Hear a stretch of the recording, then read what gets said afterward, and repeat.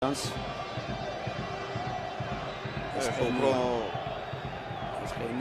სოვანი შეიძლება მალტელთა საჯარიმოში მოხდეს რამე. ყენია კიდევ ერთი ჩაწოდება და გოლი.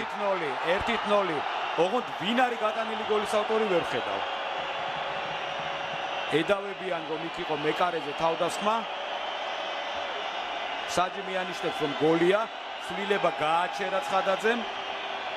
ამას ანიშნებდა იქ გოლი გავიდა ვის ულოცავენ? კანკავას? კანკავას ულოცავენ. მალტის სპეციალისტი კანკავა თუ ყაზაიშვილი.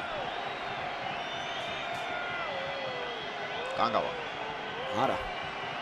მე მგონი კანკავაა, რომელიც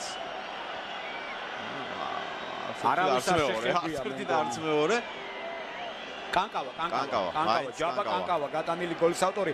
ანიშნებდა რომ ხელით ხომ არ ითამაშა კანკავამ. ჩვენ უბრალოდ იმას ვაკურდებოდით, ვინ შეეხო ბურთს და მალტელთა ჯაბა კანკავა ბურთით.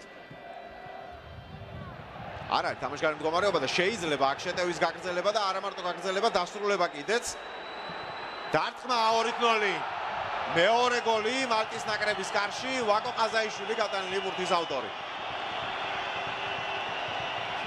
ხოჩახ ყაზაიშვილი 2-0. თლიანად ეს იერიში გამოვიდა, ძალიან კარგი. მალტელები ხელოვნურ თამაშგარ მდგომარეობას ქმნიდნენ, ჩარჩნენ დაცვაში და ყაზაიშვილმა გააკეთა ის, რაზეც ჩვენ საუბრობდით, რომ ძალიან კარგად იცის მარცხენა ფლანგიდან შესვლა, ბურთის გასწორება და შემდეგ კარში დარტყმა.